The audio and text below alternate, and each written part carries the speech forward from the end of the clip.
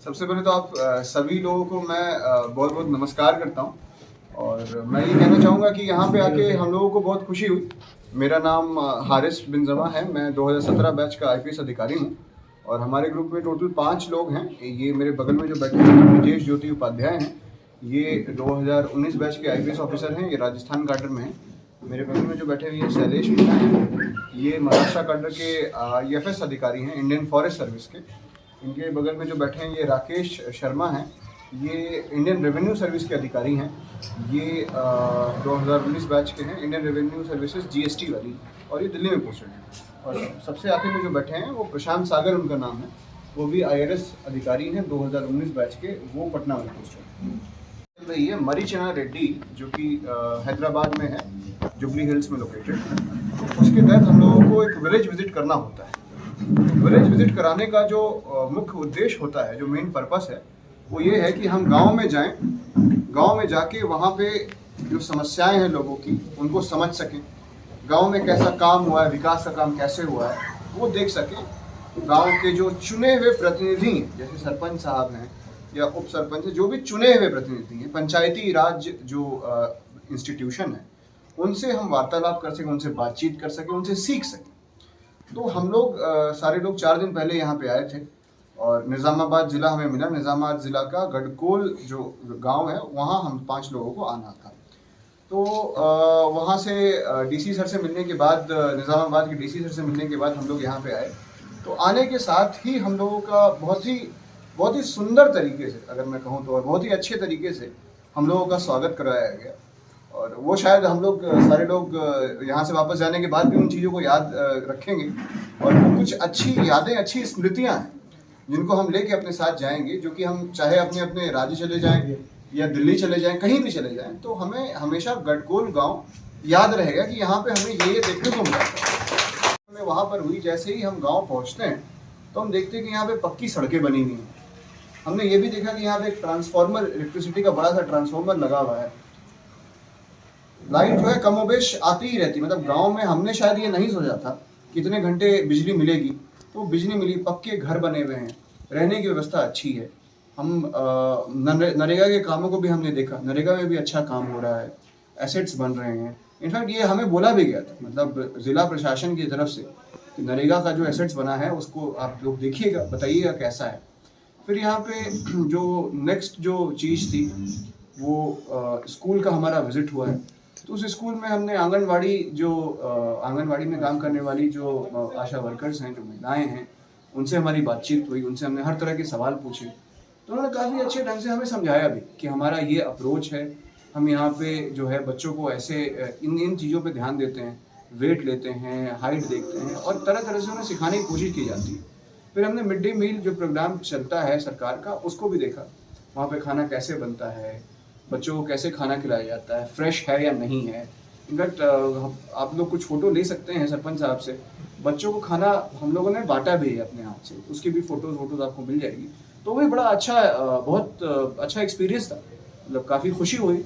उसके बाद आगे बढ़ते तो जो सबसे इम्पोर्टेंट चीज़ होती है वो स्वास्थ्य है जी। स्कूल के बारे में बाद में आएंगे। तो एक हेल्थ सब सेंटर है यहाँ पे, वहाँ पर भी जो लोग कार्यरत हैं उनसे भी हमारी बातचीत हुई, और हमने समझना चाहा कि यहाँ पे कैसी कैसी बीमारियाँ होती हैं, कैसी कैसी बीमारियों को जो स्वास्थ्य सेवाएं हैं यहाँ पे दी जा सकती हैं।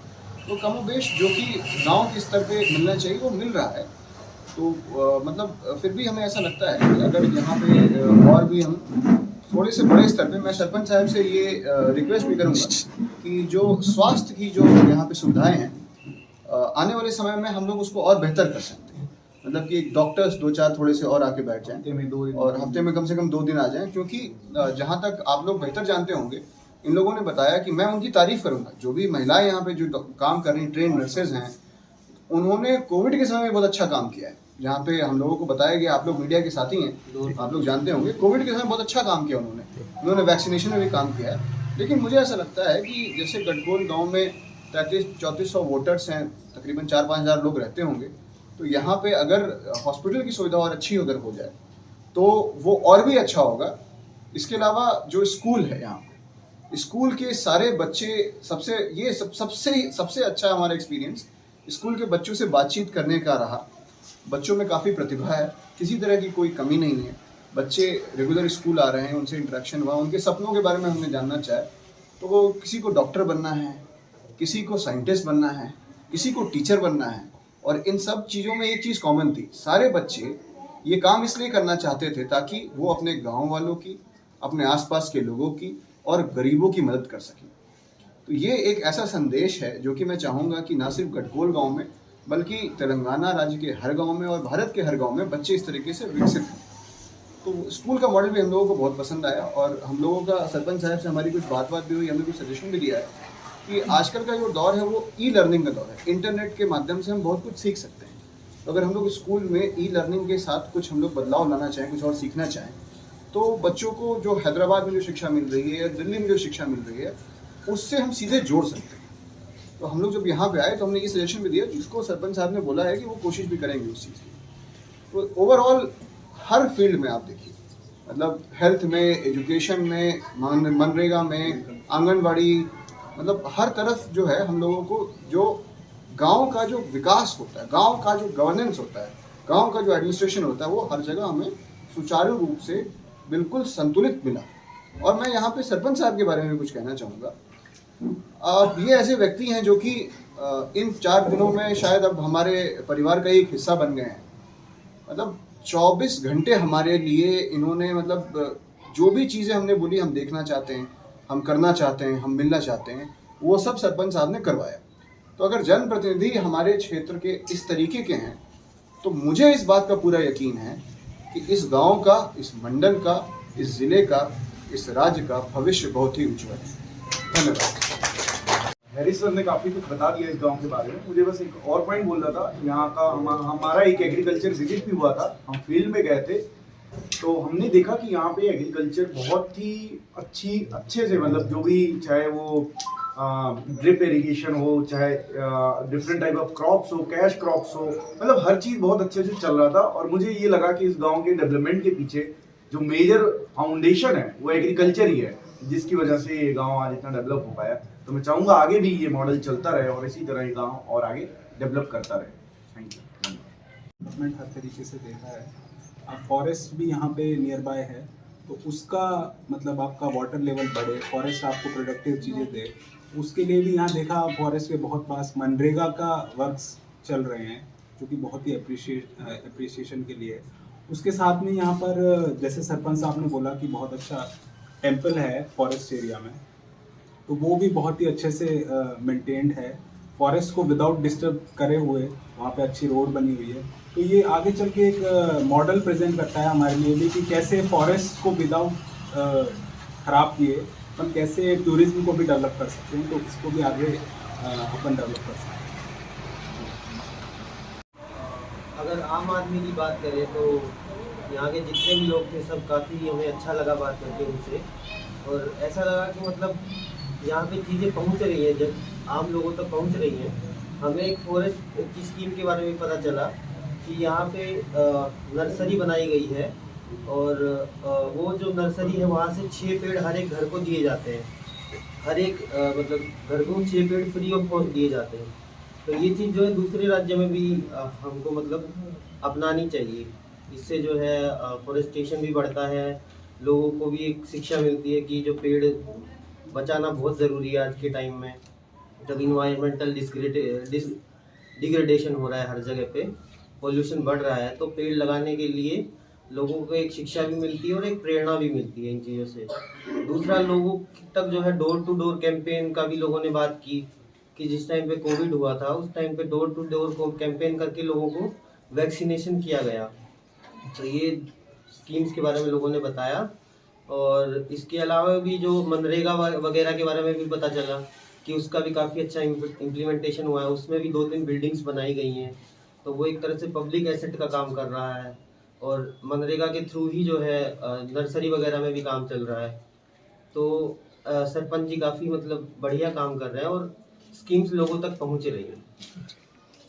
प्रतिनिधि होता है उसका सबसे ज़्यादा योगदान होता है कहीं के भी विकास में। बाकी जो प्रशासनिक अफसर होते हैं वो तो इम्प्लीमेंटेशन करते हैं, जो असली पब्लिक से जुड़ाव होता है वो जनप्रतिनिधि का ही होता है।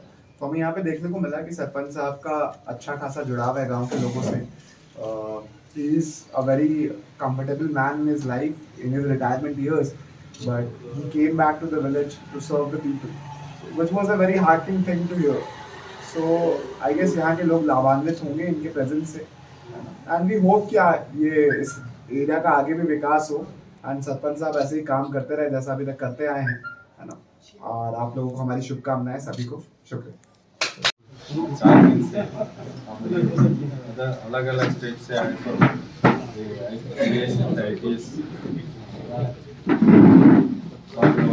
हुआ काम किया है। तो 4 दिन ये गांव में, ये गांव की जनता की किस्मत है। कहीं बोले तो आप लोग उतना दूर से ये गांव को आने का, उन लोगों की मैं क्या बोल रहा हूँ, ये गांव की खुशी की बात है। तो 4 दिन यहाँ ये गांव में हर विषय में, हर स्कूल हो और पेंटर हो और किसान पे और जिरात पे, हर अलग अलग विषयों में जाके आप लोग देख के बहुत खुशी हो गए। फिर हम ये गांव में हम भी, मैं यहाँ को आके आपसे मिलने, आपसे मिलजुल के रहे, ये भी मेरा किस्मत हो है।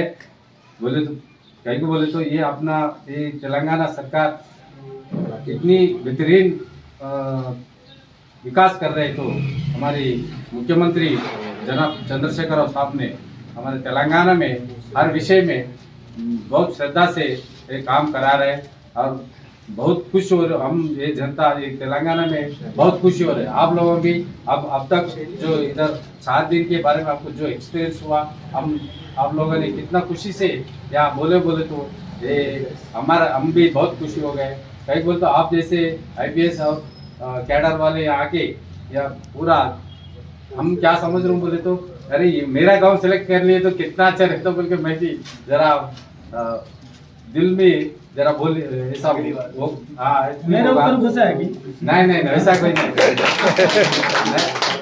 ऐसा कुछ नहीं। ऐसी गाँव में आए तो खुशी है। मैं क्या बोल रहा हूँ बोले तो ये गाँव में 4 दिन ऐसा आप लोगों की जाके आंगनवाड़ी हो जो, हाई स्कूल हो जो, हर विषय में जाके उस डायरेक्ट देख के क्या हो रहा क्या चल रहा बोल के सब मालूमात कर लेके यहाँ आए तो बहुत खुशी है। मेरा भी बहुत खुशी हो रहा हूँ। आज मेरे गांव की नया है तो भी मैं आके ये आपसे मिल के तो ये गढ़कोल सरपंच देवगौड़ भी इतना अच्छा कर रहे हैं, वो भी उसका मैं क्या बोल, मैं बहुत उसको मैं अभिनंदन कर रहा हूँ। कई बोलते गांव में हर विषय में हम जाके हर विषय में और टेंशन हो और कुछ भी हो जाके अपना मेरा काम है बोल के अच्छा कर रहा है। मैं भी उसको मैं अभिनंदन कर रहा हूँ। तो ये भी खुशी का बात है। ये मेरे मौका दिए उसको मैं और एक बार आप लोगों को शुभकामनाएं करना मैं ఫస్ట్ ఆఫ్ గ్రామాన్ని ఎన్నుకొని మన గడ్కోల్ గ్రామంకి ఎన్నుకొని వచ్చిన ఆఫీసర్లందరికీ ధన్యవాదాలు. మనం వచ్చిన సార్లకు మనం ఒక ఆఫీసర్గా మంచి వాళ్ళకి హెల్ప్ చేయాలని అన్ని విధాలా సమకూర్చి వాళ్ళతోనే పాపం ఉండి అన్ని విధాలా సమకూర్చున్నారు. ప్రతి ఒక్కటి ఆ చేను కానీ ఆఫీసర్లకు అక్కడ కింటోరియా కానీ రైతు వేదిక కానీ మళ్ళీ పల్లె ప్రగతి వనము అది నర్సరీ ఇవన్నీ సార్లు సంతోషంగా చూసి అన్ని తీర్లాల వాళ్ళు మనకు సంతోషంగా వెళ్ళి వచ్చిండ్రు. నాకు ఫుల్ హ్యాపీగా ఉంది. పైగా మన గ్రామంలో మన స్కూల్కి వచ్చి అన్ని తీర్ల సబ్జెక్టుల మీద అన్ని ఆరాధించారు. దానికి కూడా నాకు చాలా సంతోషం ఉంది. మళ్ళీ టీకాల మీద కానీ చిన్నపిల్లల దగ్గర కానీ పెద్ద స్కూళ్ళ విషయంలో కానీ శ్రద్ధతోని మాకు అన్ని తీర్ల సమాధానం చెప్తూ అన్ని తీర్ల నెరవేర్చిండ్రు. నాకు హ్యాపీగా ఉంది, చాలా సంతోషం. చంద్రశేఖరరావు మరియు గౌరవనీయులు మన ఎమ్మెల్యే బాజిరెడ్డి గోవర్ధన్ గారు, రూరల్ ఎమ్మెల్యే బాజిరెడ్డి గోవర్ధన్ గారు, ఆర్టీసీ చైర్మన్ గారి ఆధ్వర్యంలో ఎమ్మెల్యే సరే ఆశీర్వాదాలతో అన్ని పనులు మొత్తం మన ఊళ్ళో సకటంగా నెరవేర్చుకుంటున్నాం. మన ఎమ్మెల్యే గారి సహాయ సహకారాలతో ప్రతి పనిని గడుపులో నేను నిర్వహిస్తున్నాను. ఎమ్మెల్యే గారి సహకారం లేని నేను ఏమి చేస్తలేను. ఆ ఎమ్మెల్యే దయ వల్లనే నాకు అన్ని తీర్ల పనులు జరుగుతున్నాయి.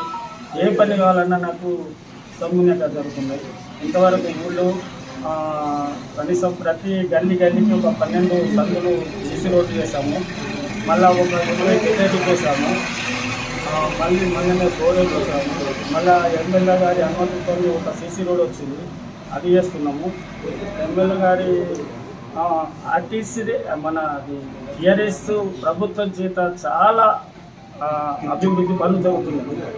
కళ్యాణ లక్ష్మి కానీ, తర్వాత దళిత బంధు కానీ, ఆ తర్వాత రుణమాఫీ కానీ అన్ని విధాల పనులు సక్రమంగా నెరవేరుస్తున్నాయి. జై తెలంగాణ, జై తెలంగాణ.